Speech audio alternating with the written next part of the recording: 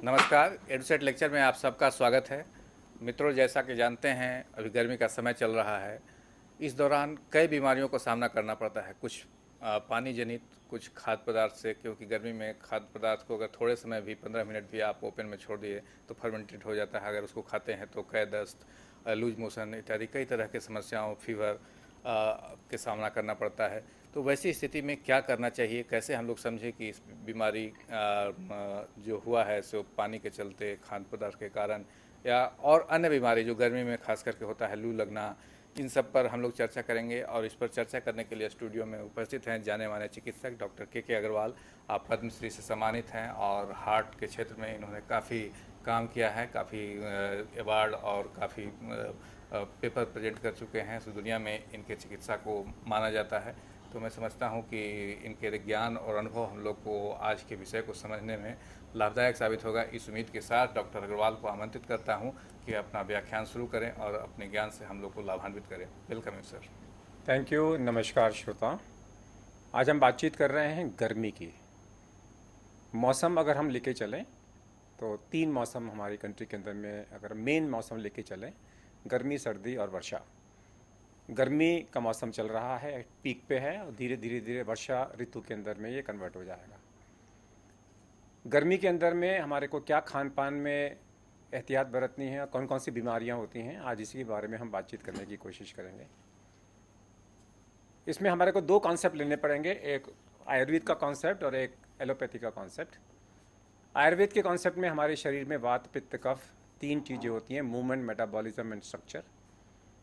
आयुर्वेद के अनुसार में ये पित्त प्रधान पीरियड है, यानी कि हमारे शरीर में मेटाबॉलिज्म हर प्रकार का स्ट्रांग हो जाएगा। और आयुर्वेद की माने तो हर प्रकार से वो बीमारी जो पित्त से बढ़ती है वो इस मौसम में बढ़ेगी, चाहे वो एक्ने हो, चाहे वो फोड़े फुंसी हो, चाहे वो डायरिया हो, टाइफाइड हो, चाहे वो जॉन्डिस हो। ये बीमारियां सारी जो पित्त से होती हैं, एसिडिटी हो, ये हमारी गर्मियों के मौसम में बढ़ते हैं। एलोपैथी के अंदर में हम इसको टेम्परेचर लेके चलते हैं, इसको लेके चलते हैं कि एनवायरनमेंट का टेम्परेचर बढ़ रहा है, दूसरा एनवायरनमेंट में पानी की शॉर्टेज हो रही है। ये 2 चीज़ें हम सारी बीमारियां हम इन 2 चीज़ों के साथ में इसको कोरिलेट कर सकते हैं। और अगर वर्षा आ जाए तो ह्यूमिडिटी बढ़ जाती है, गर्मी के साथ में ह्यूमिडिटी बढ़ेगी। हम एक एक करके बीमारियों के बारे में बातचीत करने की कोशिश करते हैं। सबसे पहला जो चीज़ है गर्मियों के मौसम में वो है गर्मी की ज़्यादा होने के कारण से। जब गर्मी ज़्यादा होती है, टेम्परेचर बढ़ जाता है, बाहर का टेम्परेचर बढ़ जाता है, तो शरीर के अंदर का टेम्परेचर भी बढ़ सकता है और इससे हीट रिलेटेड डिसऑर्डर्स हो सकते हैं। ये डिपेंड करता है हीट इंडेक्स पे। हीट इंडेक्स का मतलब है कि टेम्परेचर कितना है और ह्यूमिडिटी कितनी है। कम टेम्परेचर में भी बॉडी के अंदर में ज़्यादा टेम्परेचर महसूस हो सकता है, वो तब होता है जब हीट इंडेक्स ज़्यादा हो, यानी कि ह्यूमिडिटी ज़्यादा हो। यानी कि 47 डिग्री टेम्परेचर हो उसमें वो और एक 44 डिग्री टेम्परेचर है, दोनों में सेम मैनिफेस्टेशंस हो सकते हैं अगर ह्यूमिडिटी 44 के साथ में थोड़ी ज़्यादा हो और 47 के साथ में थोड़ी सी कम हो। तो हीट डिसऑर्डर्स क्या होंगे? सबसे पहला होता है हीट क्रैम्प। हीट क्रैम्प का मतलब है कि मेरे शरीर के अंदर में बाइटों का आना। बाइटों का आना, पानी की कमी, नमक की कमी, पोटाशियम की कमी। इस सिचुएशन के अंदर में आदमी को अगर हम नमक का पानी दें, नमक चीनी का, जिसको हम शकंजवी बोलते हैं, मीठी नमकीन शकंजवी दें, तो आदमी ठीक हो जाता है। तो पहला है हीट क्रैम्प्स। दूसरी हीट की बीमारी है हीट एग्जॉशन। हीट एग्जॉशन का मतलब है आदमी को वीकनेस लग रही है, थोड़ा बुखार आ गया है आदमी को। उसके अलावा पसीना बहुत ज़्यादा इसके अंदर में आएगा। तो पसीना आना और साथ में आदमी को वीकनेस लगनी, क्रैम्प्स कंटिन्यू रह सकते हैं और एग्जॉशन होना, ये हीट एग्जॉशन है। इसके अंदर में हमारे शरीर के अंदर में 4 से 6 लीटर पानी की कमी हो सकती है, यानी कि खूब सारा पानी अगर आप लोगे तो ठीक हो जाएगा। और तीसरी कंडीशन है हीट स्ट्रोक, जिसके अंदर में इंटरनल टेम्परेचर 104 क्रॉस कर जाएगा। बॉडी का जो कोर टेम्परेचर है, रेक्टल टेम्परेचर है, वो 104 जब क्रॉस कर जाएगा तो अंदर के ऑर्गन्स 4 जलने चालू हो जाएंगे और हमारे शरीर में 4 से 8 लीटर पानी की कमी हो सकती है। अब ये कैसे पता लगाएं कि हीट एग्जॉशन है कि हीट स्ट्रोक है? दोनों में फीवर है, दोनों के अंदर में क्रैम्प्स हैं, दोनों में एग्जॉशन है। फ़र्क सिर्फ इतना, एक में पसीना है और एक में पसीना नहीं है। अगर पसीना है तो इसका मतलब है कि मेरा शरीर इसको कंपनसेट करने की कोशिश कर रहा है और अंदर के ऑर्गन्स को प्रोटेक्ट कर रहा है। लेकिन अगर वो पसीना आना बंद हो जाए तो इसका मतलब है कि अंदर के ऑर्गन्स भी गर्म होने चालू हो गए। इसको पता लगाने के लिए इसको बोलते हैं आर्म पिट टेस्ट। अपने आर्म्स के अंदर में, आर्म्स के पिट के अंदर में देखो ये गीला है कि सूखा है। ये हमेशा गीला मिलेगा, जितना मर्जी डिहाइड्रेशन हो, आर्म पिट हमेशा आपकी गीली मिलेगी। अगर ये सूखी है तो ये मेडिकल इमरजेंसी है, इसका मतलब है कि हीट स्ट्रोक चालू हो गया है। हीट स्ट्रोक के अंदर में इमीडिएटली हमारे को रेक्टल टेम्परेचर लेना है और आदमी को इमीडिएटली हमारे को मिनट्स के अंदर में टेम्परेचर लोअर कर देना है, नहीं तो इस आदमी की मृत्यु निश्चिंत है। इसके लिए हम लोग क्या करेंगे कि पंखे के नीचे टैप वाटर से कंटिन्यूअसली उनको स्पंजिंग करेंगे, पूरे शरीर के अंदर में वाटर को एवोपरेट होने देंगे। और ऐसा करने से क्या होगा, हमारे शरीर के अंदर में हीट स्ट्रोक को हम इमीडिएटली कम करने की कोशिश करेंगे। एक चीज़ याद रखिए कि 104 डिग्री टेम्परेचर पे पैरासीटामॉल और बुखार की दवाइयाँ काम नहीं करती। तो अक्सर लोग क्या कहते हैं कि चलो उसको बुखार का इंजेक्शन दे दिया, बुखार की गोली दे दी, आधा घंटा वेट करते हैं, और वो आधा घंटा आपके लिए हो सकता है कि आदमी की जान चली जाए उस आधा घंटे के अंदर में। तो ये तो हुए हीट डिसऑर्डर्स।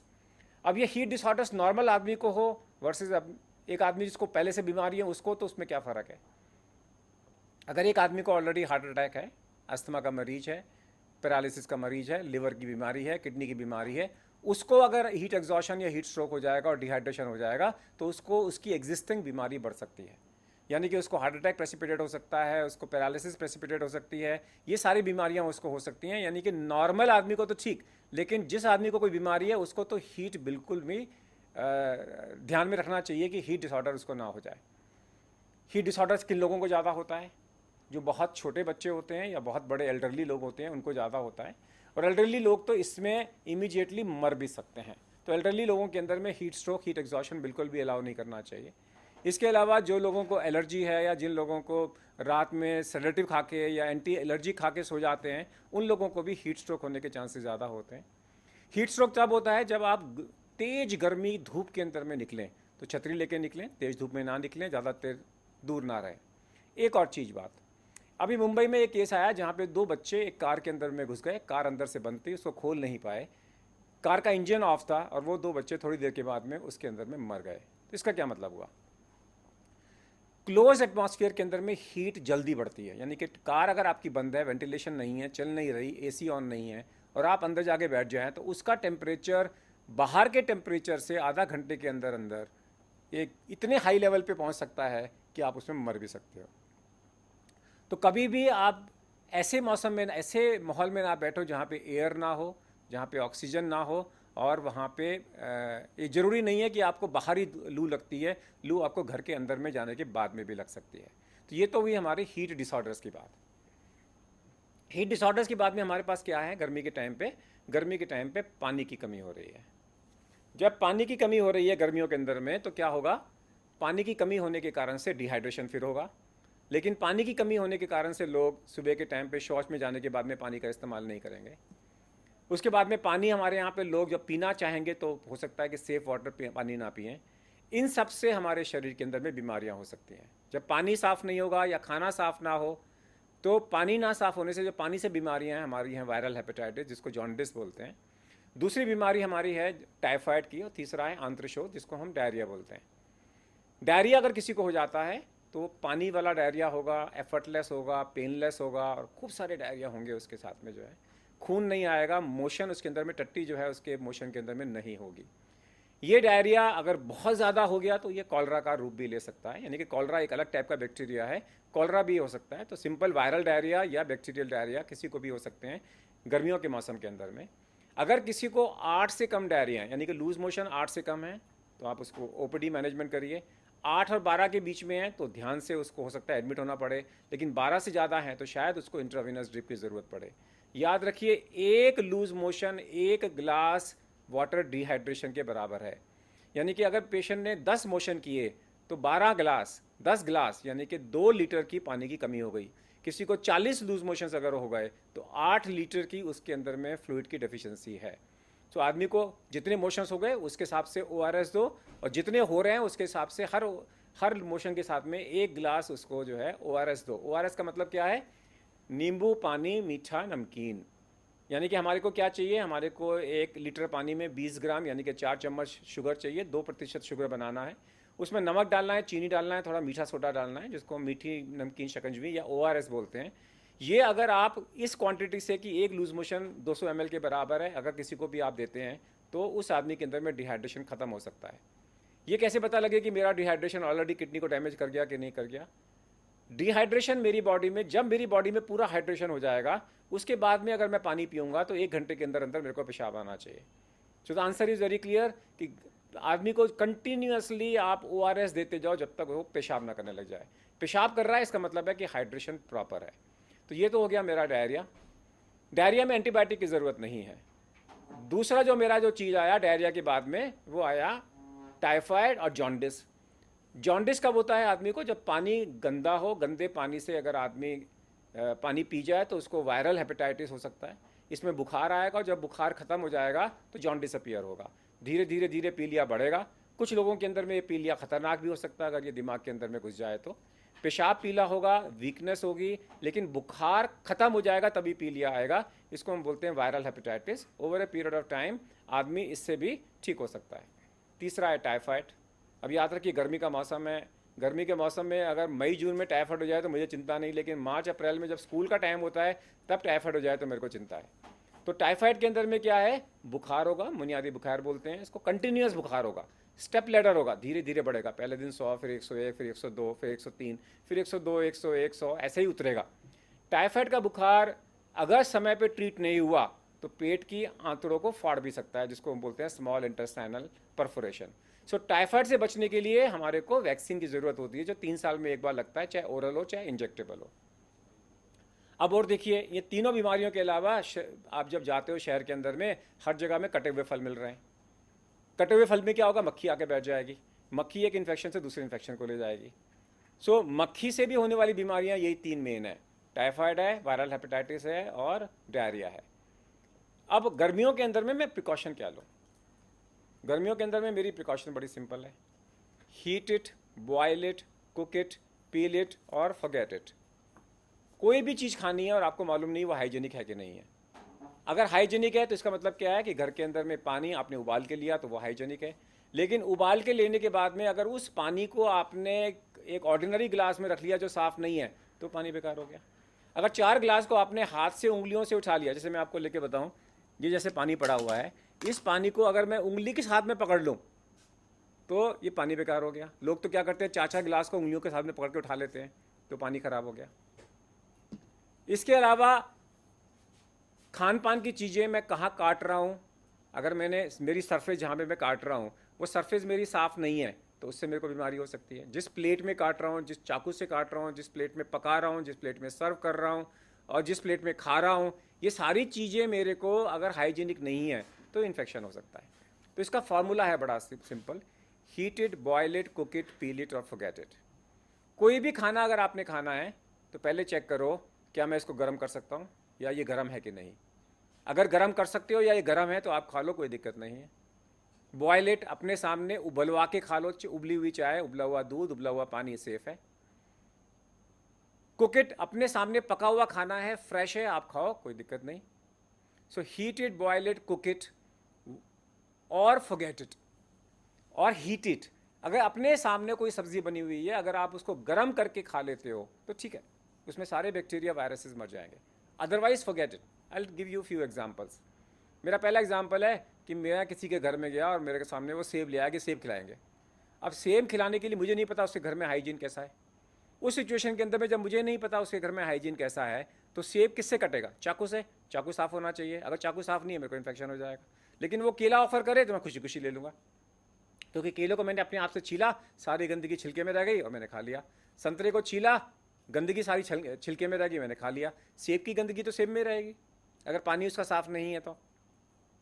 अगर मैंने गंदे से गंदा खाना भी उबाल के खा लिया, गर्म करके खा लिया और मैंने उसको पका के खा लिया तो इसमें इन्फेक्शन खत्म हो जाता है। कहते हैं अगर आपको डायरिया है और पानी की अवेलेबिलिटी नहीं है, कचरे के पानी को भी, गटर के पानी को भी उबाल के छान के पी लो तो आपका इन्फेक्शन खत्म हो जाएगा, आपको वो नुकसान नहीं करेगा।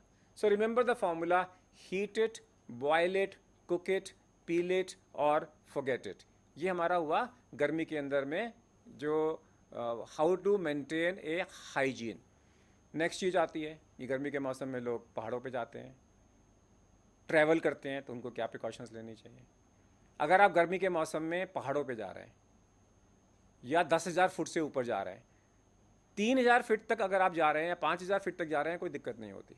लेकिन 5,000 से 10,000 फीट के ऊपर में जा रहे हैं तो आपको एक नाइट हॉल्ट करना चाहिए। 10,000 फीट के बाद में हर 1,500 फीट के बाद में एक नाइट हॉल्ट, और हर 3,000 फीट के बाद में आपको एक डे एंड नाइट हॉल्ट करना चाहिए।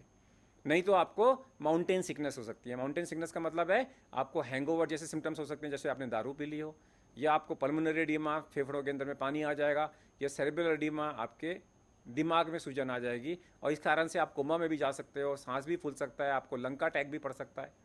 तो क्या प्रिकॉशंस लें? पहली प्रिकॉशन तो ये है, गो स्लो, रैपिडली आप कहीं पर भी पहाड़ों पे मत जाएं।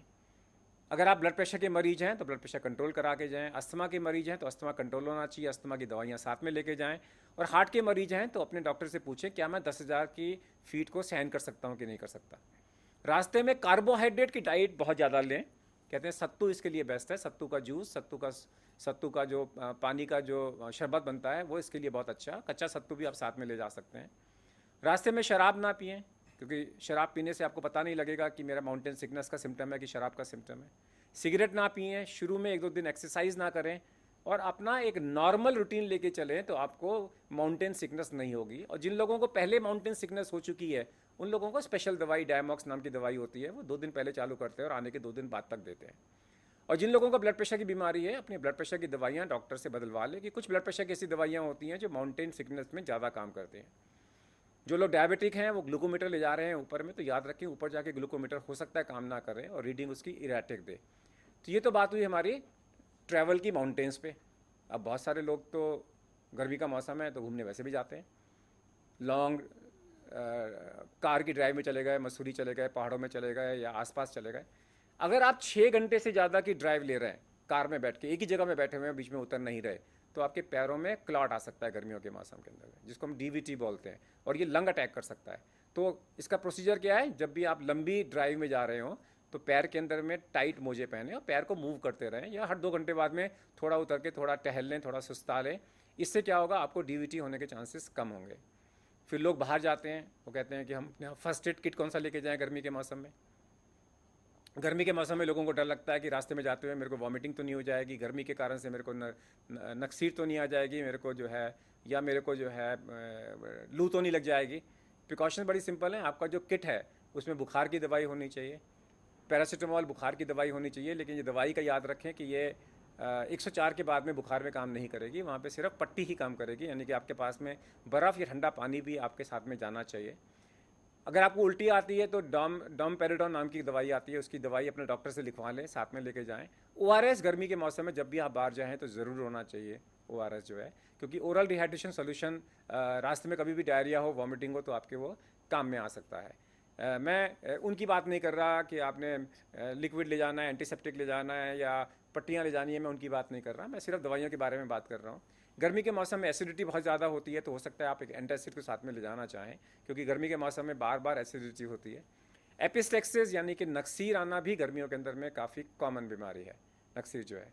तो नक्सीर के अंदर में अगर नक्सीर आपको आ जाती है तो वहीं पर ही आप नाक को कस के 3 मिनट तक दबाए रखें। जैसे मैंने कहा है, अगर मेरे को नक्सीर आई है तो नाक को मैंने दबा के रखा। अगर आप 2-2.5 मिनट तक नाक को दबा के रखेंगे तो कोई से कोई भी नक्सीर भी ठीक हो जाएगी। लोग क्या करते हैं, सर नीचे कर लेते हैं, ऊपर कर लेते हैं, साइड पे लेट जाते हैं, ऊपर से पानी गिराते हैं, ठंडा पानी गिराते हैं। इन सब की ज़रूरत नहीं है। जो एपिस्टेक्सिस गर्मी से रिलेटेड वाली एपिस्टेक्सिस है वो आपकी इससे आराम से आपकी ठीक हो जाती है। डिहाइड्रेशन के कारण से कई सारी स्किन की बीमारियाँ हो सकती हैं, कोई घबराने की बात नहीं है। अगर आप नॉर्मल हाइजीन, स्किन की हाइजीन मेंटेन कर रहे हैं तो ये आपको बीमारियाँ नहीं होंगी। अब दूसरी चीज़ आती है कि जैसे ही गर्मी ख़त्म होती है और वर्षा ऋतु चालू होती है, तो बीच का जो फेज़ है जिसमें गर्मी भी है और वर्षा ऋतु भी है, उसमें कई सारी बीमारियां आ जाती हैं। पहली बीमारी है इलेक्ट्रोक्यूशन की। जैसे ही आपने कूलर चल रहे हैं और बारिश आ गई, तो कूलर के अंदर में अगर करंट लग गया और आपने पकड़ लिया कूलर को, तो आपको करंट लग सकता है। ये कब होता है? जब आप 2 पिन प्लग का इस्तेमाल करते हैं। 2 पिन प्लग के अंदर में अर्थ वायर नहीं होती, या अर्थ वायर होती है आप लगाई नहीं होती, आपने 3 पिन वाले को 2 पिन प्लग की तरह इस्तेमाल कर रहे हैं। उस सिचुएशन के अंदर में आपको एकदम इलेक्ट्रिक का करंट लग सकता है, और इलेक्ट्रिक करंट से आपकी डेथ भी हो सकती है। याद रखिए, जो 3 चीज़ें होती हैं उसमें जो ब्लैक वाला जो हमारी वायर होती है वो अर्थिंग की वायर है वो बहुत ज़रूरी है। कुछ लोग क्या करते हैं कि गर्मी के मौसम में सरकार की तरफ से बिजली की कटौती हो जाती है, तो लोग क्या करते हैं, जब घर में बिजली चली जाती है कई बार कटौती के अलावा अगर आपके घर में बिजली ख़राब हो गई है, तो लोग क्या करते हैं, बिजली को बचाने के लिए अर्थ वायर को एक न्यूट्रल वायर की तरह इस्तेमाल कर देते हैं। अर्थ वायर को अगर वो अर्थ की बदले न्यूट्रल की तरह इस्तेमाल कर ले तो इलेक्ट्रिसिटी घर में आ जाती है, लेकिन वो डेंजर है, क्योंकि अर्थ वायर अगर आपके घर में काम नहीं कर रही तो आपको इलेक्ट्रोक्यूशन हो सकता है। अगर इलेक्ट्रोक्यूशन हो जाए तो क्या करें? अगर किसी की अचानक बिजली लगने से, याद रखिए, अगर बिजली, मैं एक एग्जांपल लेके चलता हूँ, एक आदमी के ऊपर में बिजली गिरी और 4 आदमी वहाँ लेट भरे हुए थे, चारों के ऊपर बिजली गिरी, चारों के ऊपर में बिजली आ गिरी, 2 चिल्ला रहे हैं बचाओ बचाओ बचाओ बचाओ, एक बेहोश पड़ा और एक मर गया, तो आप क्या करेंगे? ज़्यादातर लोग बोलेंगे जो आदमी मर गया उसको बचाने की कोशिश करेंगे, ये जो आदमी जो बोल रहा है बचाओ बचाओ बचाओ उसको आप टेंशन देने की कोशिश करो, बिल्कुल गलत। जो कह रहा है बचाओ बचाओ बचाओ, मरा नहीं, वो तो बच गया। जो मर गया आप उसको बचाओ। मरे हुए आदमी को अगर आप इलेक्ट्रिकल से डिस्कनेक्ट कर दो और उसकी छाती में 10 मिनट के अंदर 10 मिनट तक 10 × 10 100 पर मिनट की स्पीड से अगर उसकी छाती पीटो, यानी कि उसको चेस्ट कंप्रेशन CPR करो, तो मरे हुए आदमी को भी आप बचा सकते हो। सो ये हुई इलेक्ट्रोक्यूशन की डेथ। फिर जैसे ही बारिश आएगी, गर्मी का मौसम है, एकदम से जो है वर्षा ऋतु के कारण से, ह्यूमिडिटी बढ़ने के कारण से हीट डिसऑर्डर्स बढ़ जाएंगे, that is heat exhaustion, heat stroke and heat cramps. तीसरी चीज, वैसे ही वर्षा आएगी तो वर्षा से होने वाले के अंदर में जो फफूंदी, जो फंगस आगे जाके जो जगह जगह पे पैरों में चला जाएगा, जूतों में चला जाएगा, वार्डरोब में चला जाएगा, तो एक स्पेसिफिक टाइप का अस्थमा आ सकता है, जिसको हम बोलते हैं अर्ली मानसून अस्थमा।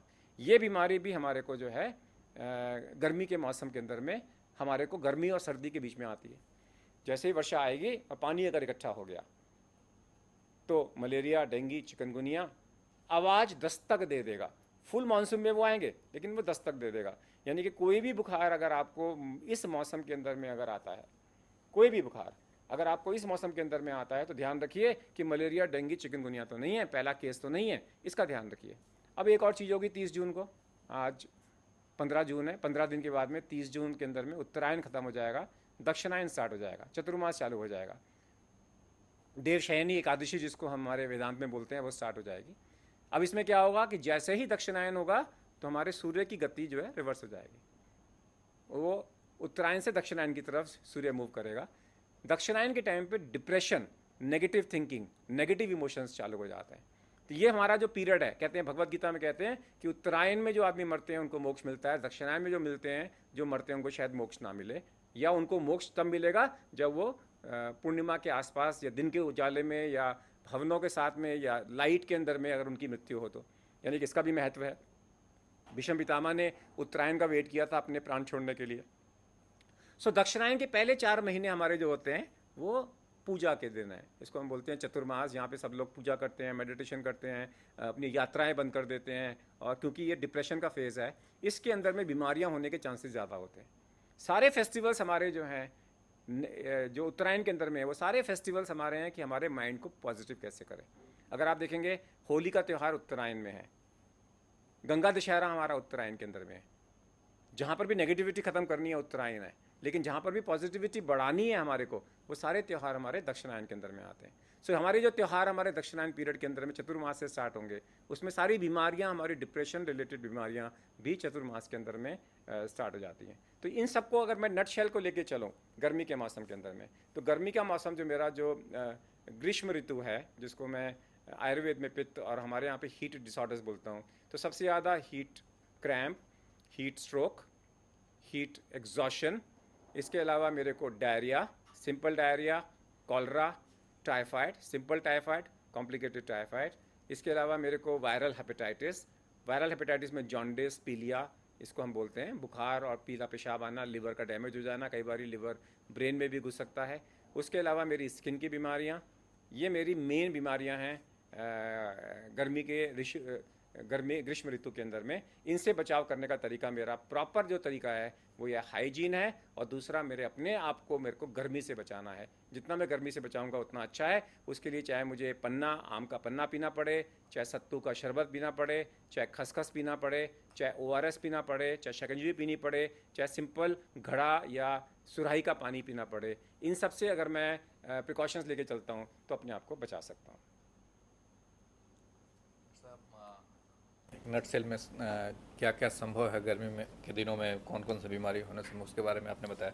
लेकिन जो हम लोग देखते हैं कि अगर सबसे पहले चाहे तो वोमिटिंग के साथ शुरू होता है या लूज मोशन या किसी केस के में दोनों होता है, तो ऐसे केस में लोगों को क्या करना चाहिए? से अगर किसी को भी गर्मी के कारण से मान लीजिए उसको स्टमक फ्लू हो गया है या स्टमक के अंदर में एसिडिटी हो गई है या लूज मोशंस हो गए हैं या एक्यूट गैस्ट्रोएंटराइटिस हो गई है, उस सिचुएशन के अंदर में पानी की कमी ना होने दें। सिंपल पानी पियेंगे तो डायरिया बढ़ जाएगा। हम लोग इसमें ORS देते हैं। घर में आप ORS बना सकते हैं। 1 लीटर पानी में 4 चम्मच आप शुगर डाल दीजिए, उसके अंदर में नमक आधा चम्मच, चौथाई चम्मच जो है आप इसके अंदर में जो पोटाशियम है नींबू या आधा नींबू डाल दीजिए और थोड़ा सा मीठा सोडा डाल दीजिए, आपका सोल्यूशन बन गया है। या बने बनाए बाजार के अंदर में सरकार की तरफ से फ्री मिलते हैं, अदरवाइज कंपनियों के भी मिलते हैं। आप ORS लेना चालू कर दीजिए। जिन लोगों को ORS नहीं मिल रहा है तो जो हमारे पास में नींबू पानी वाली जो सॉफ्ट ड्रिंक्स आती हैं बाज़ार के अंदर में, उसमें चीनी भी होती है, उसमें साथ में नींबू भी होता है, वो भी आप इसका इस्तेमाल कर सकते हैं और ये आपको यूजुअली टॉलरेट करेगी। फिर डॉक्टर से बात करिए, हो सकता है वो उल्टी की दवाई आपको दे दे। अगर आप सिंपल पानी पीने की कोशिश करेंगे तो उल्टी बढ़ जाएगी, डायरिया बढ़ जाएगा। सिंपल पानी नहीं पीना, और अगर आपने लेना है तो कोकोनट वाटर को आप ट्राई कर सकते हो। अदरवाइज जो मीठी नमकीन शिकंजी होती है वो सेहत के लिए सबसे बेस्ट होती है। वोमिटिंग और लूज मोशन हो तो कोकोनट पानी दें। जी हाँ, कोकोनट पानी जो है वो स्टेराइल होता है। कोकोनट पानी के अंदर में पोटाशियम भी होता है, लेकिन और वो पानी सेफ होता है, उसको आप ले सकते हैं। शिकंजी नहीं मिलती है तो कोकोनट पानी ले सकते हैं। और जहाँ दवा नहीं शुरू करना चाहिए, ORS से वायरल डायरिया के अंदर में एंटीबायोटिक की ज़रूरत नहीं है। एंटीबायोटिक हम तभी देते हैं जब ट्रैवलर्स डायरिया हो। ट्रैवलर्स डायरिया का हमारा मतलब है कि फॉरेनर कोई आता है तब हम उसको हम एंटीबायोटिक देते हैं। इंडियंस के अंदर में ज़रूरत नहीं है, चाहे बुखार हो तब भी ज़रूरत नहीं है। लेकिन हाँ, अगर डायरिया आपका 2-3 दिन क्रॉस कर जाए या इसकी मात्रा 12 से ज़्यादा हो तब हम सोच सकते हैं एंटीबायोटिक देने के लिए। एंटीबायोटिक आपके ड्यूरेशन को 1 दिन के लिए कम कर देगी। ओके, अदरवाइज सिंपल ORS घोल देता है। सिंपल ORS घोल। इसके अलावा आप प्रो की बहुत सारी प्रिपरेशंस आती हैं, prebiotic and pre and post probiotic जो होती हैं, जिसमें आप दही ले सकते हो, केला ले सकते हो। आप कोई भी चीज़ में आप जिस चीज़ में भी दही हो, केला हो, कार्बोहाइड्रेट बेस्ड हो, आप उसको ले सकते हैं। एक झारखंड से दर्शक हैं, उनका सवाल लेते हैं। जी, कार्यक्रम में आपका स्वागत है, कृपया अपना सवाल पूछिए। जी सर, मैं आपको एक चीज पूछना चाहूँगा कि अभी अभी जो आपने थोड़ा सा कुछ डिजीज जो मौसम के साथ जो बदलाव होते हैं उसको आपने धर्म से रिलेटेड होकर के भी बताया, कि जो धर्म से शास्त्र के हिसाब से बताए गए हैं। तो क्या मैं ये जानना चाहता हूँ कि हिंदू धर्म के मुझे आवाज़ क्लियर नहीं हो रही मैच करते हैं या अदर धर्म धार्मिक ग्रंथ के हिसाब से भी कुछ उसका ऐसे कुछ रिलेशन बनता है? जो हम लोग समझ पाए उनका कहना है कि अगर मौसम के साथ वोमिटिंग भी हो तो वैसी स्थिति में क्या करना चाहिए, कौन से उपाय इमीडिएटली से अगर आपको मोशन है और वॉमिटिंग है, इसी को हम गैस्ट्रोएंटराइटिस बोलते हैं। यूजुअली वॉमिटिंग स्टॉप हो जाती है जैसे ही आप शिकंजी लेने की कोशिश करते हो, बिकॉज वॉमिटिंग आपको पोटेशियम की कमी से हो रही है। अगर आप पोटेशियम को रिप्लेस करोगे तो आपकी वॉमिटिंग बंद हो जाएगी। नहीं तो फिर अस्पताल के अंदर जाके आप या तो आपको गोली देगा वॉमिटिंग की या इंजेक्शन लगाएगा वॉमिटिंग, और साथ में 1-2 ड्रिप लगा के आपको भेज देंगे। नॉर्मली 100 में से 90% लोगों को इसकी ज़रूरत नहीं पड़ती। ज़्यादा से ज़्यादा आपको वॉमिटिंग की दवाई अपने डॉक्टर से फ़ोन करके ले लें। जीभ के नीचे रखने की दवाई आती है, जैसे ही आप जीभ के नीचे रखते हो वो दवाई, वॉमिटिंग आपकी बंद हो जाती है। ओके, मतलब ORS में भी हो सकती है कि आपकी वोमिटिंग को रोक देगा? जी हाँ, ORS में पोटाशियम जो है वो हमारी वॉमिटिंग को रोकता है, क्योंकि वॉमिटिंग हमारे शरीर में एल्कलोसिस से होती है, और जैसे ही आप पोटाशियम रिप्लेस करते हो वॉमिटिंग बंद हो जाती है। ओके, और ORS भी कई तरह के मार्केट में है, एक इलेक्ट्रल के नाम से, फिर दूसरे ORS के नाम से भी आजकल कोई फार्मास्यूटिकल्स निकाल रहा है, तो इसमें आपको क्या सजेस्ट करेंगे लोगों को? ORS तो सिंपल चीज़ है। मैं तो कहता हूँ ORS को भूल जाओ। जो घर में शिकंजी बनती थी, मीठी नमकीन शिकंजी, वो सफिशिएंट है। हमारा कॉन्सेप्ट क्या है, डायरिया के अंदर में हमारे शरीर के अंदर में सोडियम पोटाशियम एब्जॉर्ब नहीं हो रहा। सोडियम पोटेशियम एब्जॉर्ब नहीं होगा तो वाटरी डायरिया हो जाएगा, सिक्रेटरी डायरिया हो जाएगा। उसके लिए हमारे को सोडियम और पोटेशियम को एब्जॉर्ब कराने के लिए हमें शुगर वाला आइटम देना है। तो जिस भी आइटम में शुगर ज़्यादा हो, जैसे फॉर एग्जांपल आपने ब्रेड के अंदर में खूब सारा मक्खन और नमक लगा दिया, ये भी वही काम करेगा। अगर आपने केला लिया, केले को काटा, उसमें खूब सारा नमक और आपने नींबू डाल दिया, तो वो भी वही काम करेगा। तो हमारा पर्पस ये है कि कोई भी ड्रिंक जिसमें शुगर हो, साथ में नमक हो और पोटाशियम हो, अगर आप वो लेंगे तो काम कर जाएगा। झारखंड से दर्शक हैं जी, आप अपना सवाल पूछिए। हमने इसके पहले भी आपको कॉल किया था, जी इसमें हमने ये कहा था कि जो सीजन के साथ उसमें होने वाले जो इफेक्ट के बारे में आपने बताया हमारे शरीर के ऊपर, उसको आपने धार्मिक लेवल से भी थोड़ा सा जोर के बताया, हिंदू धर्म शास्त्र के हिसाब से। मैं ये जानना थोड़ा सा जिस मेरे को हुआ कि आदर्श जो भी धार्मिक शास्त्र है उसके हिसाब से भी कुछ ऐसा रिलेशन बनता है, जैसे आपने बताया था उत्तरायण में उस समय में शोक का या डिप्रेशन का पीरियड होता है, उस समय में लोग ज्यादातर पूजा पाठ करते हैं या आदर। मैं बोला ये अब मैं आपको ये कहना चाह रहा था कि आपने ठीक है हिंदू धार्मिक शास्त्र लेवल के हिसाब से बताया, नहीं, ये तो बात समझ में आई कि धार्मिक शास्त्र के लेवल में कुछ भी ऐसी बातें हैं उसके साथ भी कुछ रिलेशन बनता है। निश्चित तौर पे तो उसी के कारण बताया, धार्मिक शास्त्र से आप जोड़ के बताया। तो धर्म तो एक तरह से आपको जीने की कला सिखाता है कि किस तरह से इनका जीजिए। सवाल क्या है? इनका कि आपने इन चीज़ों को धर्म के साथ, जैसे धृतराष्ट्र के बारे में बताया, दक्षिणायन का उत्तरायण का वेट किया, उसके बाद लेट मी एक्सप्लेन। धर्म हमारा क्यों बना था? हमारी जो स्पिरिचुअलिटी, हमारे वेद क्यों बने थे? ताकि हम स्वस्थ रह सके। उस वक्त में मेडिकल साइंस नहीं थी, उस वक्त एलोपैथी नहीं थी, आयुर्वेद नहीं था, होम्योपैथी नहीं था। वहाँ पे सारे धर्म शास्त्र थे। हर शास्त्र के अंदर में कैसे स्वस्थ रहें इसके बारे में बताया गया है। संतोषी माँ का व्रत क्यों बोला गया? क्योंकि हफ्ते में एक दिन आप गुड़ चना खाओ। हमारे को व्रत क्यों रखे जाते हैं? ताकि साल में 80 दिन आप अनाज ना खाओ। साल में 80 दिन अनाज नहीं खाओगे तो आपको मोटापा नहीं होगा, डायबिटीज़ नहीं होगी, हार्ट की बीमारी नहीं होगी। तो धर्म में तो हर चीज़, साइंस जो है वो स्वास्थ्य से जुड़ी हुई है। हमारे जितने भी उत्तरायण दक्षिणायन है, हमारे जितनी भी बीमारियां हैं, ये हर चीज़ कहीं ना कहीं पे जो है ये हमारी जुड़ी हुई है, हमारे को स्वस्थ कैसे रहे। अगर आप देखें अभी उत्तरायण का पीरियड स्टार्ट होगा तो सारे पीरियड में मन को कैसे प्यूरीफाई करें, इंटेलेक्ट को कैसे प्यूरीफाई करें, अहंकार को कैसे प्यूरीफाई करें। अहंकार को मरे, रावण को मरा, यानी कि हमारा दशहरा भी उत्तरायण के टाइम पे चतुर्मास में आएगा। हमारी जो है नाग पंचमी भी आएगी। नाग का मतलब है कि हमारे यहाँ पे ईगो, हर वो चीज़ जो हमारे शरीर को नेगेटिविटी बढ़ाती है, उसे कम करने के जो हमारे सारे त्यौहार हैं वो दक्षिणायन के अंदर में है। सो मेरा कहने का मतलब है आप किसी भी रिलीजन की बात करो, चाहे इस्लाम हो, चाहे सिख हो, चाहे कोई भी चीज़। आप सिख प्रेयर ले लो, एक ओंकार सतनाम करता पुरुष, वो भी हमारे को स्वास्थ्य की तरफ ले जाती है।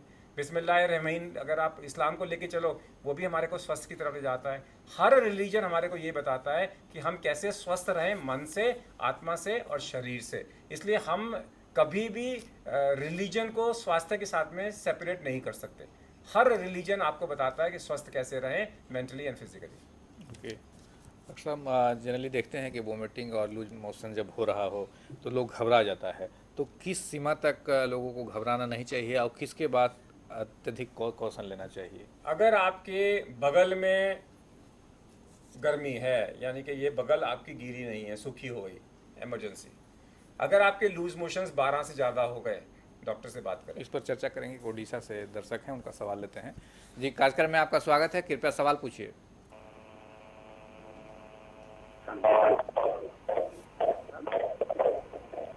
जी, सवाल पूछिए।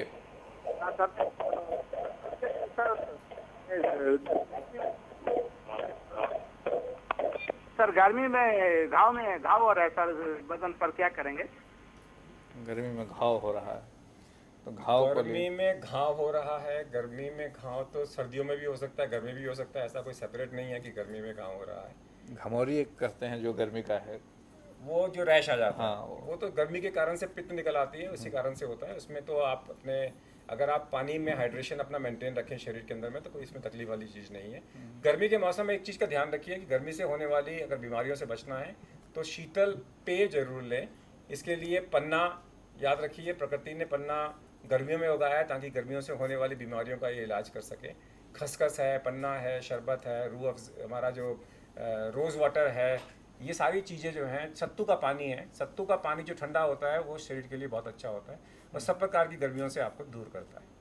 सत्तू का पानी। सत्तू तो का वो पानी। कब लेना चाहिए? सुबह में? सत्तू का पानी बड़ा सिंपल है। आप वो ले लीजिए, या तो दाल वो ले लीजिए, अपने जो ब्लैक ग्राम ले लीजिए या जौ ले लीजिए, उसको आप भून लीजिए। भूनने के बाद में आप उसको पीस लीजिए। ये तो ठीक है, लेकिन लेने का समय कब हो? मॉर्निंग या इवनिंग? जब मर्जी लीजिए। ये अच्छा, तो किसी ड्रिंक की समय? तरह है। ये तो एक तरीके से हमको पानी का रिप्लेसमेंट नहीं बोल रहे, बट ये हमारे शरीर के अंदर में शीतलता लेकर आते हैं ओके। और एनर्जी भी देते हैं। तो ये तो यू कैन हैव इट सत्तू का ब्रेकफास्ट में आपने ठंडा सत्तू का जो, फिर अगर आप सत्तू ले रहे हैं तो आपको मिल्क लेने की ज़रूरत नहीं है और हमारे शरीर में पूरे दिन भर के अंदर में ठंडक रखेगा। क्योंकि गर्मियों में कौन फल विशेष तौर पे खाना चाहिए और कौन नहीं खाना चाहिए? सिर्फ गर्मियों में पहला तो प्रिंसिपल ये है कि जो सब्जी और फल सुबह के समय सस्ता है, वो सीजनल है, लोकली ग्रोन है, उसका हमें इस्तेमाल करना है।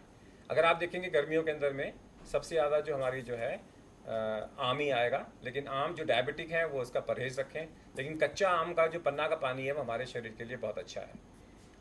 गर्मी और बारिश वर्षा के बीच में आप देखेंगे कि जो पानी, वो सारी सब्जियां जिसमें पानी ज़्यादा होता है, टिंडा, तोरी, घिया, आप देखेंगे ज़्यादा ग्रो करेंगी। क्यों? ये सारी चीज़ें जिसमें पानी ज़्यादा है वो इसलिए आएंगी क्योंकि शरीर में पानी की ज़्यादा ज़रूरत है। 500 ml पानी आपको ज़्यादा चाहिए, और अगर पानी की शॉर्टेज हमेशा रहती है, इसलिए नेचर वो ही सब्जियां ज़्यादा पैदा करेगी जिसके अंदर में पानी ज़्यादा होगा। कद्दू है, तोरी है, तो इन्हीं सब्जियों का आप ज़्यादा इस्तेमाल करिए। तीसरा, ये सारी सब्जियां, गर्मी की जो सब्जियां हैं उसमें पानी ज़्यादा होता है और सारी माइल्डली डाययूरेटिक हैं। कद्दू, तोरी, टिंडा, तो घिया, ये सारी माइल्डली डाययूरेटिक हैं। आप इनको खाएंगे तो पेशाब ज़्यादा आएगा, और गर्मियों में आप यही चाहते हो कि डिहाइड्रेशन ना हो। तो गर्मियों के मौसम में किडनी में स्ट्रेन ना पड़े, तो नेचर ने सारी सब्जियां वही पैदा करी हैं जिसके अंदर में या तो पानी हो या फिर डाययूरेटिक, पेशाब ज़्यादा पैदा करने की क्षमता वाली सब्जियां हों। ओके, हम लोग बात कर रहे थे किस स्थिति में आकर घबराना चाहिए या डॉक्टर के पास जाना चाहिए, आप बता रहे से अगर आपके बगल आपकी सूखी है तो इमीडिएटली आपको जाना है। अगर आपका बुखार 103 आ गया है तो भागो, क्योंकि 103 बाहर का है तो हो सकता है रेक्टल टेम्परेचर 104 हो, तो उसमें आपको हीट स्ट्रोक तो नहीं हो रहा, तो वो एक इम्पॉर्टेंट है। अगर आपके लूज मोशंस 12 से ज़्यादा हैं तो डॉक्टर से बात करें, इमीडिएटली डॉक्टर से बात करें। अगर आपको ऑल्टर्ड सेंसोरियम है, आपको जो है गर्मी के कारण से आपको लग रहा है कन्फ्यूजन आ गया है, तो इमीडिएटली डॉक्टर से आप अपनी बात करें। अगर आपको बुखार है और जॉन्डिस है, इमीडिएटली डॉक्टर से बात करें। या आपका पीलिया बढ़ता जा रहा है तो अपने डॉक्टर से बात करें। या आपको बुखार है और टाइफाइड लग रहा है, टाइफाइड के बुखार में अगर आपने एंटीबायोटिक नहीं ली तो टाइफाइड आपका बिगड़ सकता है। ये सारी प्रिकॉशंस आपने मतलब मोशन वोमिटिंग के साथ बुखार हो तो खतरे का है उस नहीं, टाइफाइड अगर हो, अगर जॉन्डिस में बुखार हो तो खतरे का निशान है, क्योंकि जॉन्डिस में जब बुखार आता है तो जॉन्डिस, बुखार चला जाता है तब जॉन्डिस आता है। डायरिया में तो बुखार आ सकता है हल्का सा, लेकिन अगर बहुत तेज बुखार है तो शायद आपको डॉक्टर से बात करनी पड़ेगी। एक उत्तर प्रदेश से दर्शक हैं, उनका सवाल लेते हैं। जी, कार्यक्रम में आपका स्वागत है, कृपया सवाल पूछिए। मैं ये पूछना चाहता हूँ कि हाँ, हेलो जी जी, हाँ, सवाल पूछिए। अब मैं सुबह को जब उठता हूँ, सो करके जब उठता हूँ तो मेरा मुंह जो है बहुत कड़वा रहता है, नीम की तरह से। इसका क्या कारण हो सकता है? सवेरे उठता हूँ तो मेरा मुंह कड़वा होता है, नीम की जैसा, नीम की तरह मेरा मुंह कड़वा होता है। तो इसमें कोई ये बीमारी नहीं बोलते, इसके टोटके वाले इलाज हमारे ज़्यादा होते हैं, देसी इलाज इसमें ज़्यादा होते हैं। आप सबसे पहले तो आप अपनी ओरल हाइजीन चेक करा लीजिए। आप चेक करा लीजिए फॉलिक एसिड बी कॉम्प्लेक्स की डेफिशिएंसी तो नहीं है, कुछ दिन आप वो लेके देख लीजिए। नॉर्मली हम लोग इसमें क्या करते हैं, त्रिफला का पाउडर लेके उसका पानी लेके उसका कुल्ला करते हैं सवेरे। अदरवाइज एक होम्योपैथिक प्रिंसिपल पे काम करिए कि कड़वे का इलाज कड़वा। रोज़ सवेरे आप नीम और बबूल की दातुन से आप अपने मुंह साफ करिए, आपको सुबह के समय में जो मुंह कड़वा होता है वो धीरे धीरे धीरे खत्म हो जाएगा। ये कोई पर्टिकुलर बीमारी का लक्षण नहीं है। ओके, एक और उत्तर प्रदेश से दर्शक हैं, उनका सवाल लेते हैं। जी, सवाल पूछिए। जी सर, प्रणाम सर। जी, सवाल पूछिए। ये क्या करे, बदन पे हाथ बहुत नोच रहा है सर। आपकी आवाज़ नहीं आ रही, फिर से सवाल पूछिए। सब देह हाथ बहुत ज्यादा ही नोच रहा है, बहुत ज़्यादा दर्द कर रहा है, बर्न कर रहा है, बर्न कर रहा है शरीर। तो ये अगर आप कहते हैं कि गर्मी के मौसम में बाहर निकलता हूँ तो शरीर मेरा बर्न करता है, तो ये तो सिंपल हीट क्रैम्प्स या अर्ली हीट के निशानी है। इसमें कुछ नहीं करना, आप छतरी लेके जाइए और अपने हल्के सूती कपड़े पहनिए और पानी की कमी शरीर में ना होने दें। ओके, डॉक्टर साहब, हम लोग चर्चा कर रहे थे कि मोशन वोमिटिंग और बुखार है, तो उस केस में आम लोगों का धारणा है या आम लोग जिसको करते हैं वो पैरासीटामोल का टैबलेट ले लेते हैं, तो क्या ऐसा करना सही है? पैरासीटामोल नॉर्मली सेफ है। अगर आपको बुखार है तो पैरासीटामोल सेफ है। इसकी एक लिमिट है 3 ग्राम यानी कि 500 मिलीग्राम की 6 गोलियां तक आप नॉर्मल ले सकते हैं। औरतों में 50% हम डोज कम कर देते हैं, स्पेसिफिकली वो औरतें जो शराब पीती हैं, क्योंकि शराब और क्रोसिन और पैरासीटामोल आपस में नहीं चलते और ये आगे जाकर लिवर को डैमेज कर सकते हैं। जिनका लिवर डैमेज है पहले से, वो डॉक्टर से सलाह लें कि मैं पैरासीटामोल कितना ले सकता हूँ। लेकिन अगर आपने कभी पैरासीटामोल लेनी पड़ जाए तो इसमें कोई घबराने की बात नहीं है। ओटीसी दवाई है, बिना प्रिस्क्रिप्शन की मिलती है, लेकिन अपने को मालूम होना चाहिए कि मेरे को ये पैरासीटामोल ले सकता हूँ कि नहीं ले सकता। ओके, एक बिहार से दर्शक हैं, उनका सवाल लेते हैं। जी, कार्यक्रम में स्वागत है। कृपया अपना सवाल पूछिए। हाँ जी सर, पूछना है। जी, नमस्कार, सवाल पूछिए। हाँ, सवाल यह है सर कि अगर 104 डिग्री बुखार है, 104 डिग्री 5 है। 104 हाँ, डिग्री तो बुखार, इसमें पानी चढ़वाना चाहिए या नहीं चढ़वाना चाहिए? 104 डिग्री बुखार है, दवा लेना चाहिए, पानी चढ़ाना से चाहिए, क्या अगर आपको बुखार 104 है तो इमीडिएटली हम रेक्टल टेम्परेचर चेक करते हैं कि रेक्टल टेम्परेचर कितना है। वो हो सकता है 105 106 हो। 104 बुखार को हम छोड़ नहीं सकते। इसमें पैरासीटामोल इंजेक्शन गोली हो सकता है काम ना करें। ऐसी सिचुएशन के अंदर में हमारे को बुखार को उतारना बहुत ज़रूरी है। नॉर्मली लोग क्या करते हैं कि बुखार को उतारने के लिए माथे की पट्टी करते हैं, इससे बुखार नहीं उतरेगा। पूरे शरीर को आपने पानी से बिल्कुल नहला देना है। पूरे कपड़े उतार के पंखा चला के ऊपर से एसी, या तो सामने से कूलर चले या ऊपर से पंखा चले या आप अपने हाथ से पंखा चलाओ। कंटिन्यूसली टैप वाटर से आप कंटिन्यूसली पूरी बॉडी को नहलाते जाओ जब तक टेम्परेचर 101 या 102 तक ना आ जाए। चाहे उसको पानी के टब में डालना पड़े, चाहे उसको पानी के नीचे डालना पड़े। ये बहुत इंपॉर्टेंट है हमारे को बचाना। अगर आप पैरासीटामोल दे के 2 घंटा आधा घंटा इंतजार करोगे, that may be too late. और अगर उस वक्त में आपने देखा कि बाजू आपकी ड्राई हैं, इसका मतलब है कि टेम्परेचर के कारण से अंदर डिहाइड्रेशन हो रहा है। उसमें डिहाइड्रेशन हटाने के लिए हमारे को पानी बहुत देना है। आप उनको मटके का, सुराही का या ठंडा पानी पिला सकते हैं और इतना पानी पिलाइए कि डिहाइड्रेशन खत्म हो जाए। ओके। एक दिल्ली से दर्शक हैं, उनका सवाल लेते हैं। जी, सवाल पूछिए। नमस्कार, सवाल पूछिए। कुमार बोल रहा हूँ दिल्ली से। जी जी, सवाल पूछिए। सर मेरे ना नहाने के बाद में क्या होता है कि मेरे शरीर में पूरे में खुजली होती है और ये 10-15 मिनट होती है। खुजली बहुत जोर से होती है, मैं परेशान हो जाता हूँ। पित्त के मौसम में, गर्मी के मौसम में स्किन के अंदर में आपको कई प्रकार की, अगर हाइजीन आपकी मेंटेन नहीं है तो आपको स्किन की प्रॉब्लम्स आ सकती हैं। अपने लोकल डॉक्टर को दिखाइए और स्किन को मेंटेन करिए। याद रखिए, गर्मी के मौसम में अगर आपने अच्छे से नहीं नहाए, अगर आप ऑर्डिनरी साबुन लेते हैं, ऑर्डिनरी शैम्पू से नहाते हैं और उसको अच्छे से साफ़ नहीं करते तो वो स्किन के अंदर में रह जाता है और आपकी गर्मी के कारण से स्किन में होने वाली बीमारियों को बढ़ा सकता है। तो जब भी आप गर्मी के मौसम में नहाएं तो रगड़ के नहाएं, पूरे शरीर के अंदर में साबुन का एक भी छोर ना छोड़ें। साबुन का प्रयोग अवश्य करें डेली। नो, मैंने ये नहीं कहा साबुन को प्रयोग करें। अगर साबुन का प्रयोग कर रहे हैं तो साबुन शरीर से निकलना चाहिए। अगर आपके पास पानी की कमी है और थोड़ा सा साबुन रह गया तो मेरी स्किन के अंदर में वो रिएक्शन कर सकता है। भोपाल से दर्शक हैं, उनका सवाल लेते हैं। नमस्कार, कृपया अपना सवाल पूछिए। अच्छा, मैं ये पूछना चाहता हूँ जी। ये डैंड्रफ मेरे सिर में बहुत ज्यादा है। नहीं, आवाज बाल आपकी आवाज़ नहीं आ रही, फिर से सवाल पूछिए। हेलो फिर से सवाल पूछिए। जी, ये हमारे बालों में डैंड्रफ काफी हो रहा है और बाल काफी झड़ रहे हैं। इसका ट्रीटमेंट क्या है, बता दीजिए। डैंड्रफ काफी हो रहा है। कहते हैं मेरे को डैंड्रफ हो रहा है, उसका गर्मी सर्दी से कोई ज़्यादा ताल्लुक नहीं होता। डैंड्रफ के लिए तो आप अपना, बहुत सारे शैम्पू आते हैं, अपने डॉक्टर से बात करिए, वो आपको शैम्पू देगा, उसको आप उससे नहलाएंगे, 2-3 बार नहाएंगे तो डैंड्रफ अपने आप से निकल जाता है। स्किन और हेयर को अगर आप प्रॉपरली मेंटेन करेंगे और हाइजीन से बरतेंगे तो आपको डैंड्रफ की बीमारी एक बार ख़त्म हो जाएगी तो दोबारा नहीं आएगी। डॉक्टर साहब, देखते हैं कि गर्मियों में लोग एसी का या कूलर का प्रयोग करता है और जब एसी के पास जाने के बाद कुछ छींके भी आना शुरू हो जाता है या खांसी भी शुरू होता है, तो ये क्या लक्षण है और इसका क्या इलाज है? से गर्मी में लोग एसी और कूलर का इस्तेमाल करेंगे, इसके साथ में जो है नॉर्मली गर्मी का पीरियड जो है, मई का जो महीना होता है उसमें अस्थमा होता है, या अर्ली मानसून में हमारे को जो है फंगल रिलेटेड अस्थमा आएगा। अदरवाइज जून का महीना हमारा यूजुअली अस्थमा का सीज़न नहीं है। लेकिन हाँ, जिनको अस्थमा की टेंडेंसीज हैं उनको जैसे ही आप कूलर चालू करते हो और उसमें धूल लगी हुई है तो धूल बाहर निकलेगी, तो उससे आपका अस्थमा प्रेसिपिटेट हो सकता है।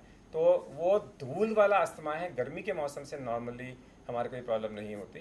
दूसरा, जब भी मौसम चेंज होगा, याद रखिए, जब भी मौसम चेंज होगा आपको वायरल बुखार आएगा जो कि रेस्पिरेटरी होगा और आपका अस्थमा या आपको खांसी बढ़ सकती है। और ये मौसम इस वक्त में, क्योंकि मौसम चेंज हो रहा है, गर्मी से आप वर्षा ऋतु की तरफ जा रहे हो, तो इस सीज़न के अंदर में आपको खांसी एकदम से बढ़ सकती है। अगर आपको अस्थमेटिक है तो नॉर्मल आदमी को ये नहीं होता। उस सिचुएशन में आपको SOS जो इनहेलर्स आपको बताए गए हैं वो आपको लेने पड़ते हैं।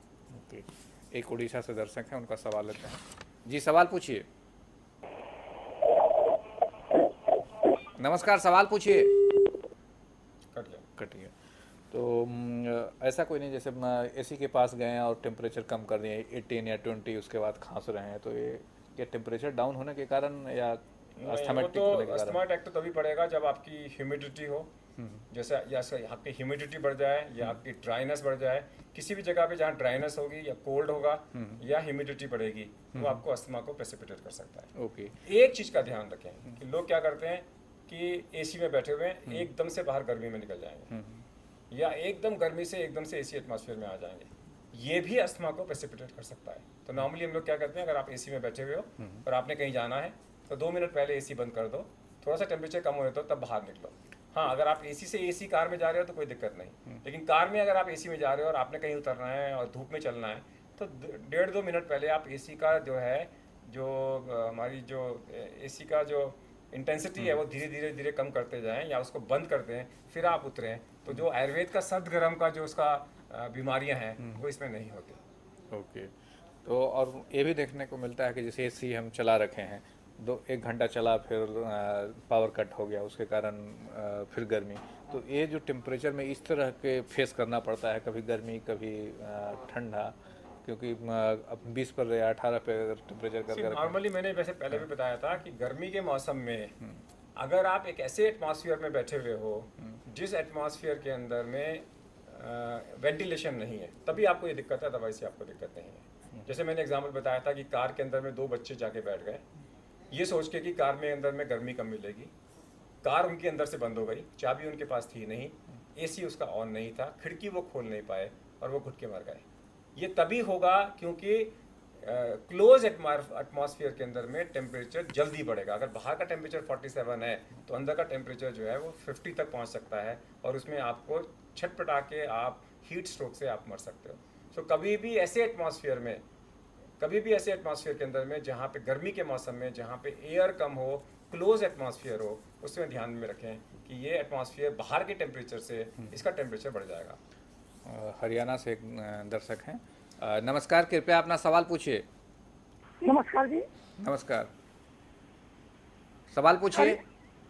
सर ये 4 साल का लड़का है सर, उनके शरीर पर उसे पानी वाले फफोले से उनकी डॉक्टर से कुछ निकल आया और गर्मी के मौसम में, इसके बारे में कुछ बताइएगा।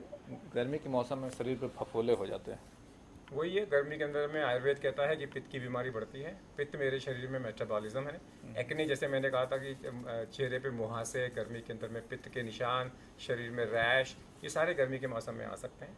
इसका मतलब ये है कि खाने के अंदर में पंजेंट यानी कि हरी मिर्च, काली मिर्च, लाल मिर्च, सार, खट्टा या खमीर और नमक डाइट से कम करें। पानी ज़्यादा लें। पानी कौन सा? ठंडे वाला पानी, सुराही का और मटके वाला पानी जो है वो ज़्यादा लें और सेफ वाला पानी ज़्यादा लें। और उसके अलावा आप नेचुरल वाली, जैसे मैंने कहा खसखस है, रोज़ वाटर है, मैंने कहा सत्तू का पानी है, पन्ना है आलू का, इसका जो आम का पन्ना है, बेल का शरबत है, ये सब चीज़ें गर्मी के मौसम में ज़्यादा उगती हैं, इनका पानी का ज़्यादा आप इस्तेमाल कर सकते हैं। कुछ लोगों ने टीवी में देख देख के घिया का जूस पीना चालू कर दिया गर्मी के अंदर में। याद रखें कि घिया का जूस अगर आप पीते भी हैं और कच्चा पी रहे हैं तो याद रखिए इसको करेले के साथ में कभी ना मिलाएं, क्योंकि घिया अगर जूस कड़वा है तो ये जानलेवा हो सकता है, क्योंकि इसका मतलब है कि इसमें जहर फैल गया है। और अगर आपने करेले में मिला के लिया तो आपको पता नहीं लगेगा कि घिया मेरा कड़वा था कि मीठा था। तो इसलिए जो लोग घिया को सूप के बदले में जूस पीते हैं गर्मी के मौसम में, वो इस चीज़ का ध्यान रखें कि टेस्ट ज़रूर कर लें और कभी भी 10-12 घिया को इकट्ठे मत मिलाएं, क्योंकि एक कड़वा होगा तो आपको पता नहीं लगेगा कि मेरी घिया कड़वी थी कि नहीं थी। एक कोलकाता से दर्शक हैं। नमस्कार, कृपया अपना सवाल पूछिए। जी, सवाल पूछिए। हाँ जी। जी हाँ, मैं पूछ रहा हूँ कि गर्मी के मौसम में जो है, हाँ मैं हाँ, बोलिए, सवाल पूछिए। डायबिटीज है, हमारे बाएं लोअर एब्डोमेन में पेन रहता है। डायबिटीज है और बाएं पोर्शन में कुछ, बाएं जी लोअर बाएं एब्डोमेन में पेन रहता है। बाएं में क्या आता है? फिर से सवाल पूछिए। पेन रहता है। पेन रहता है। से गर्मी का इससे कोई ताल्लुक नहीं है। ये कहते हैं मैं डायबिटिक हूँ और मेरे को बाएं बाजू में दर्द आता है। डायबिटिक के मरीजों में 2 बीमारियां होने के चांसेस ज़्यादा होते हैं, मैक्रोवैस्कुलर और माइक्रोवैस्कुलर। मैक्रोवैस्कुलर का मतलब है हार्ट अटैक, पैरालिसिस और ब्लॉकेजेस हमारी मेन आर्टरीज में। और माइक्रोवैस्कुलर का मतलब है किडनी का डैमेज होना, आँखों का डैमेज होना, नर्व का डैमेज होना, ये माइक्रोवैस्कुलर डिसीज़ होती हैं। सो इन्होंने बोला कि मेरे को बाएं हाथ में दर्द होता है। अगर ये हार्ट का दर्द है मान लीजिए, तो इनको ट्रेडमिल कराना चाहिए, डॉक्टर को दिखाना चाहिए कि हार्ट का दर्द तो नहीं है। लेकिन डायबिटिक के मरीजों को सर्वाइकल पेन भी ज़्यादा होते हैं, सर्वाइकल स्पॉन्डिलाइटिस, शोल्डर का आर्थराइटिस भी ज़्यादा होता है।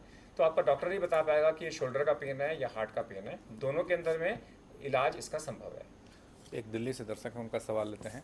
जी, कृपया अपना सवाल पूछिए।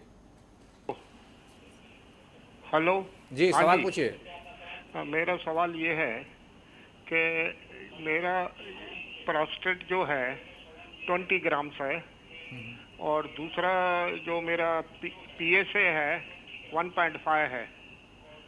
लेकिन रात को जब सुबह को 4 और 5 के बीच में पेशाब जो है इतना गर्म हो जाता है कि बहुत तकलीफ होती है। 3 चीज़ें उन्होंने बोला कि प्रोस्टेट मेरा 20 ग्राम है जो कि नॉर्मल है। PSA उन्होंने बोला 1.5 है, थोड़ा सा ज़्यादा है लेकिन 4 से कम है, तो चिंता करने की ज़रूरत नहीं है। 1 साल के बाद में रिपीट करेंगे कि बढ़ रहा है कि नहीं बढ़ रहा। जहाँ तक इन्होंने सवाल किया है कि सवेरे 4 बजे मेरे को जब यूरिन के लिए जाता हूँ तो गरम ज़्यादा होता है, तो इसमें कोई घबराने की कोई एबनॉर्मल बीमारी नहीं है। इसके अंदर में आप अपना शाम के समय में पानी कितना पीते हैं, कैसा पीते हैं, उस पर डिपेंड करता है। तो मुझे नहीं लगता कि ये कोई बीमारी का लक्षण है कि मेरा पेशाब गर्म आता है। आप फिर भी अपना एक पेशाब की जांच करा लीजिए, यूरिन रूटीन एग्जामिनेशन, इसमें आपको तसल्ली मिल जाएगी। सब हम लोग खान पान के बारे में थोड़ा चर्चा कर लें, क्योंकि गर्मी में ये भी जानना आवश्यक है कि लेकिन उसके पहले एक उड़ीसा से दर्शक उनका सवाल लेते हैं। जी, कार्यक्रम में आपका स्वागत है, कृपया अपना सवाल पूछिए।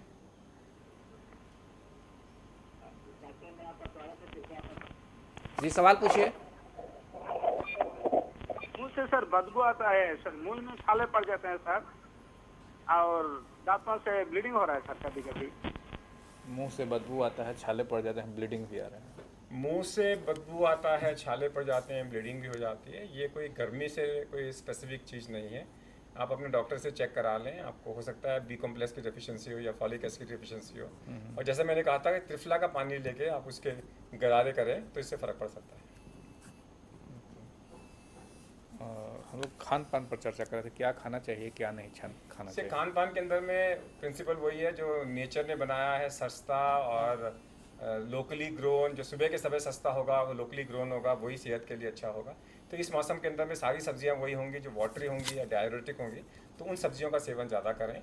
और जो जितने भी हमारे फ्रूट्स हैं जिसके अंदर में जूस ज़्यादा है उनका सेवन ज़्यादा करें, क्योंकि हमारे शरीर को करीबन 500 ml लिक्विड की इस मौसम के अंदर में ज़्यादा ज़रूरत होती है। खाना थोड़ा कम खाएं, आयुर्वेद कहता है थोड़ा पंजेंट, यानी कि हरी मिर्च, काली मिर्च, लाल मिर्च थोड़ी कम खाएं इस सीज़न के अंदर में। खट्टा और खमीर थोड़ा कम खाएं और नमकीन चीज़ें कम खाएं। अगर आप इसको ध्यान में रखते हो तो आपको समर सीज़न आपका आराम से निकल सकता है। ओके। और जैसे हम लोग सब लोग जानते हैं कि लू लग गया है, तो उस केस में अपना खुद से क्या करना चाहिए।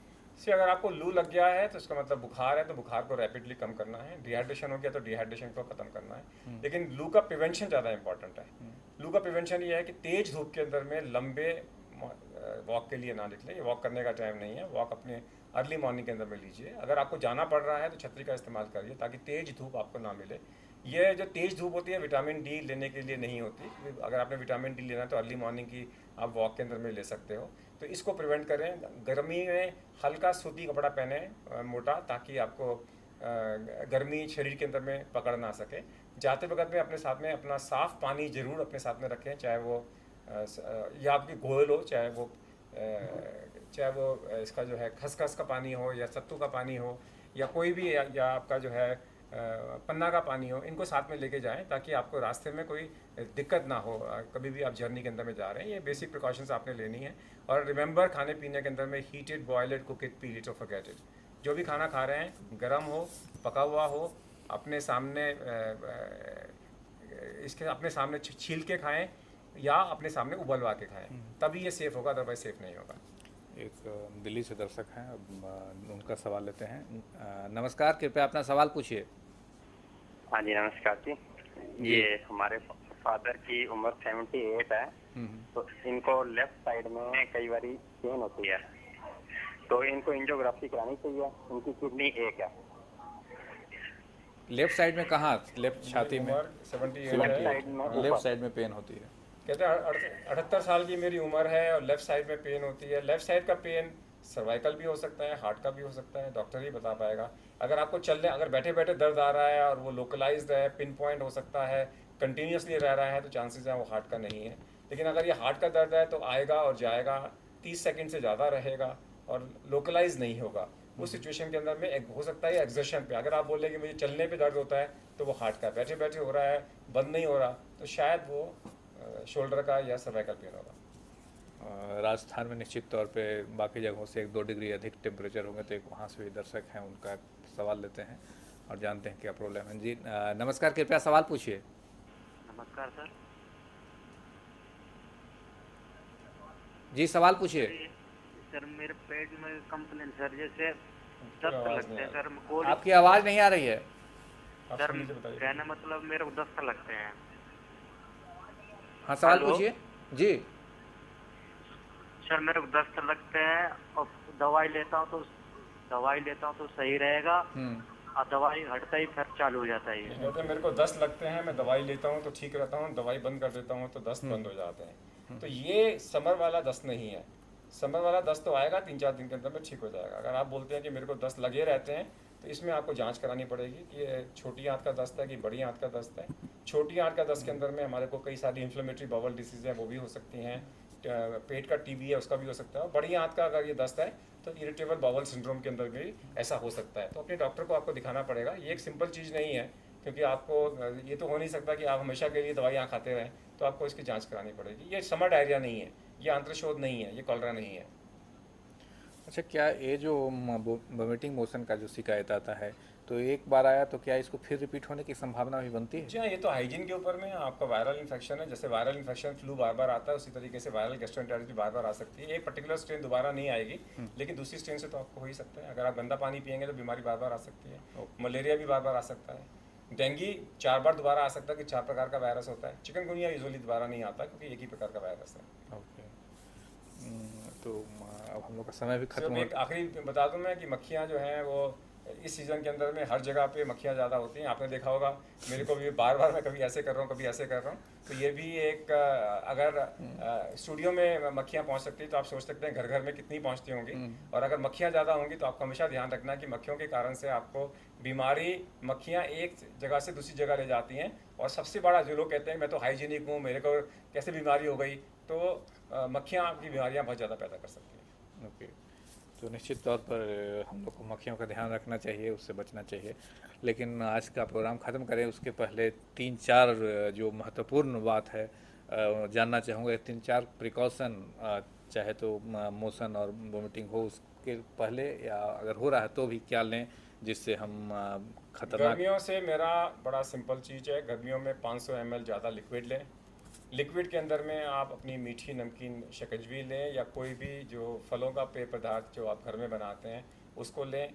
गर्मी, तेज़ गर्मी के अंदर में ना निकलें। और अगर आपको बीमारी हो जाती है, बुखार आपको 104 है, तो इमीडिएटली उसको 101 लाने की कम करें और पूरे शरीर को अपने नहला दें। और अगर आपको डायरिया हो जाता है तो ORS, मीठा नमकीन शकंजवी, मीठे पानी के साथ में अगर आप नमक डाल के लेते हो तो आपको डायरिया से कभी भी कोई कॉम्प्लिकेशन नहीं होगी।